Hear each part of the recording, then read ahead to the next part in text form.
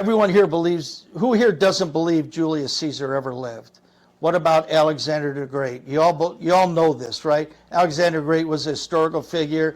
Julius Caesar and the Gallic Wars and all the things Hollywood makes movies about, right?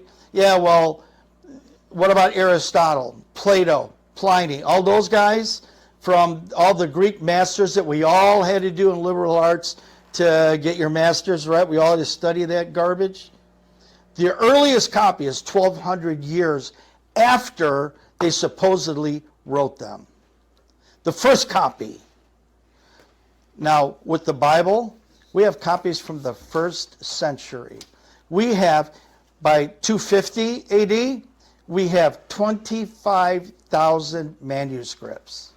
The longer it goes, we're not copying from the Greek to the Syriac, to the Ethiopian Coptic, to the Old German, Middle German, Old English, Middle English, and today.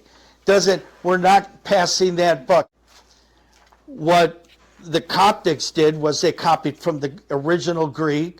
What the Hebrews translated it into the Greek, the Old Testament, 200 years before Christ, and then the New Testament was written into Hebrew, except for Matthew. Matthew was originally written in Hebrew and then translated into Greek. That's the suspicion because of Irenaeus. And there was one problem, is when you have a book, especially an old one, what happens to an ancient manuscript? What is missing all the time?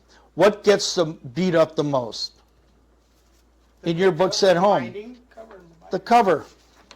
The binding, the cover.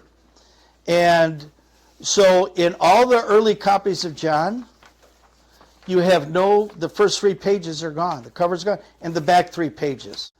And so people were saying for years, 100 years, that there is no first page of John anywhere on the planet. Until, and you can Google this, P66. It's a very sophisticated numbering system, which means the 66th piece of parchment they found. Parchment 66. Google it. And it is 1st century fragment of the whole Gospel of John they found intact. And it starts exactly like what we have today.